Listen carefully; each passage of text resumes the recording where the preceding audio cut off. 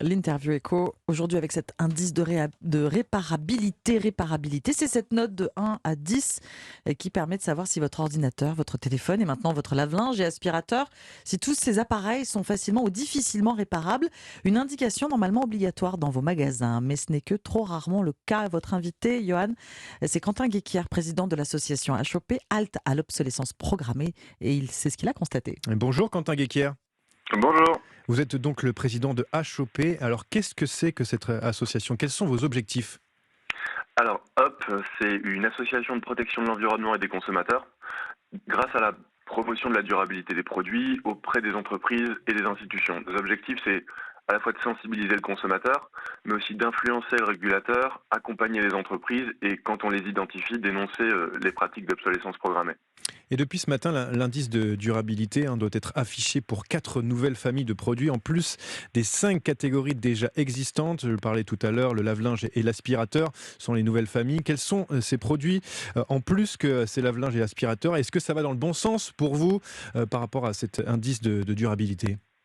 Bah alors ouais, c'est les 4 nouveaux produits qui sont concernés, en plus du coup des smartphones, ordinateurs, tablettes, lave-linge et tondeuses. Ce sont les lave-vaisselle, les nettoyeurs à haute pression et les aspirateurs filaires sans fil et robots. Est-ce que ça va assez vite? Nous, ce qu'on a là, avec le ministère et toutes les parties prenantes, on a essayé vraiment de faire en sorte que ça aille le plus vite possible au regard justement de ce besoin d'information sur la réparabilité qui était quasi inexistant avant. Même si on est content qu'il y ait 4 nouveaux produits là qui entrent en vigueur, ce qu'on a identifié, c'est que même si aujourd'hui l'indice de réparabilité il est applicable, il est dans la loi, c'est pas toujours appliqué par les fabricants et les vendeurs. Et c'était d'ailleurs l'objet de notre action hier matin.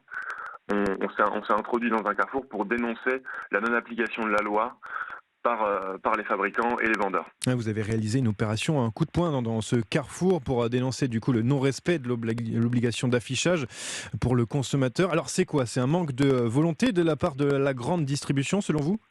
Bah, nous, on n'a pas évidemment de données à effet substantiel là tout de suite pour pointer un coupable ou un autre. Ce qu'on identifie, c'est que d'après une enquête menée par la DGCCRF, du coup la Direction générale de la concurrence, de la consommation, de la répression des fraudes, c'est que 52% des établissements respectaient pas la loi, donc n'affichaient pas l'indice de réparabilité.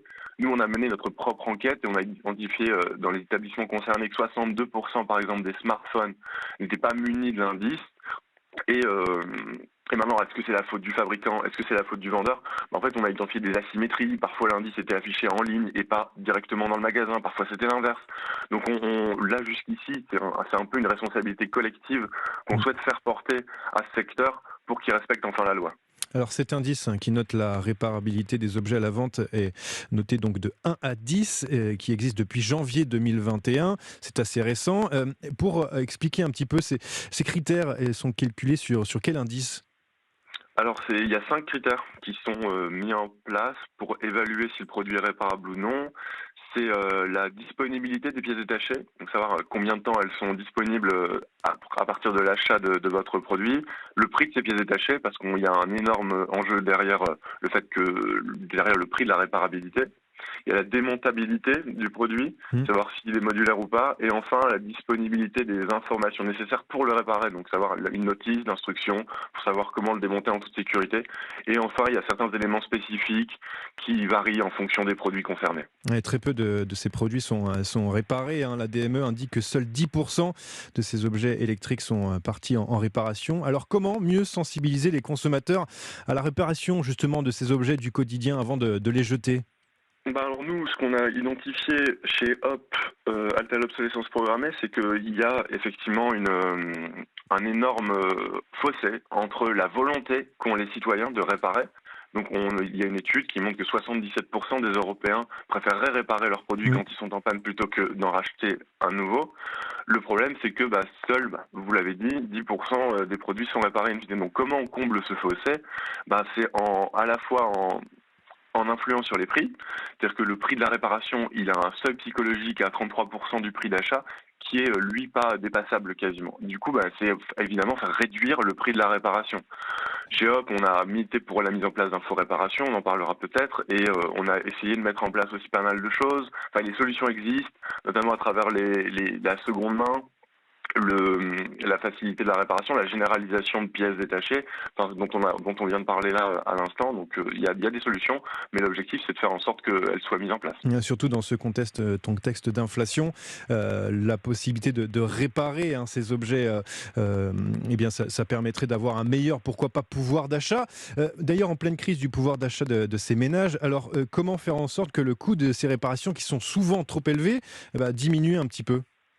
Ben, c'est en aidant les ménages à réparer leurs produits. Pour ceux qui n'en ont pas les moyens, on voit qu'à l'achat, des smartphones, par exemple, coûtent extrêmement cher. Et derrière, ils coûtent aussi extrêmement cher à réparer. Mm. Du coup, il y a l'aide via ce que je disais tout à l'heure, le fonds de réparation.